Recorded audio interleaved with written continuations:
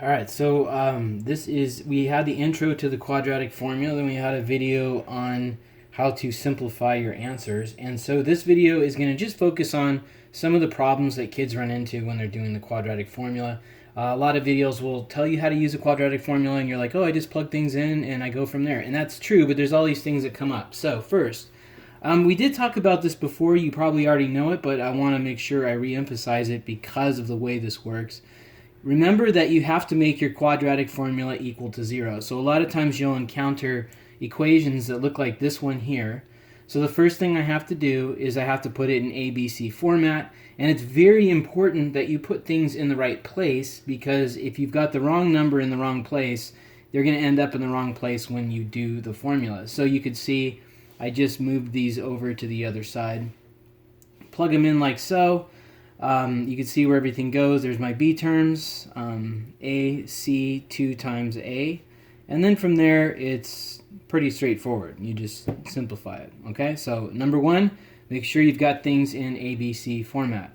Number two, sometimes you run into stuff like this. So I just talked about putting things in ABC format, but what if the equation is missing an A, a B, or a C? Well, if it's missing an A, then it's not a quadratic. Then it's just a linear, and you just solve it using, your regular algebra type stuff. So you'll never be missing an A term. But quite frequently, especially on word problem type questions, you'll be missing either a B term or a C term. So what do you do? Well, if it's missing a B or a C term, you can see here this is lacking a B term. I have an A term, which is, it says to the power of 2, and I have a C term, which is just a constant. So for the B term, when I put it into the formula, I just made it into a 0. And that doesn't really affect much. You've got nothing outside here now with the plus minus part. There's nothing in here to add to the minus 4AC. So this just comes to 400. Just remember, when you're done doing this part, there is still a plus minus there. And so one of them will be positive, one of them will be negative.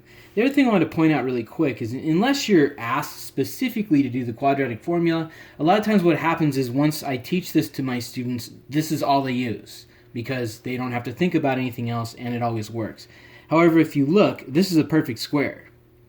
So if I recognize that as a perfect square, instead of doing all this stuff, I could have actually just done this that you see down here. So as you do this, don't forget to do the simple factoring ones in your head and save yourself a lot of work.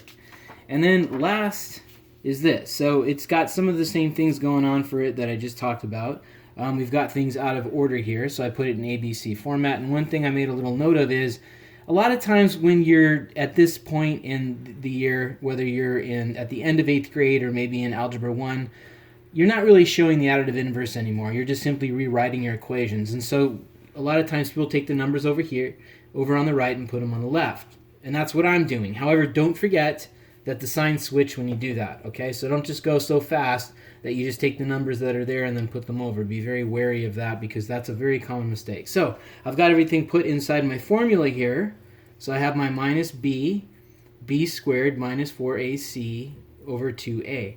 And when I simplify this, look what happens. I put yikes, because it says 81 minus 396. If I go a step further, you can see I've got a bit of a problem. I have a negative inside the square root. So when this happens, that means that there is no solution. So this is another use of the quadratic formula, is with factoring.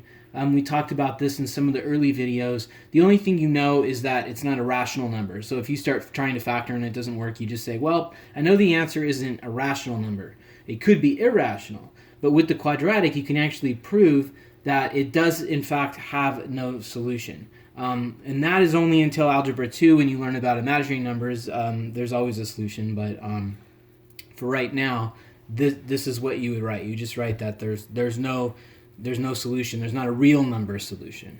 Okay, so those are the 3 things I wanted you to be aware of before you move on with practicing your quadratic formula.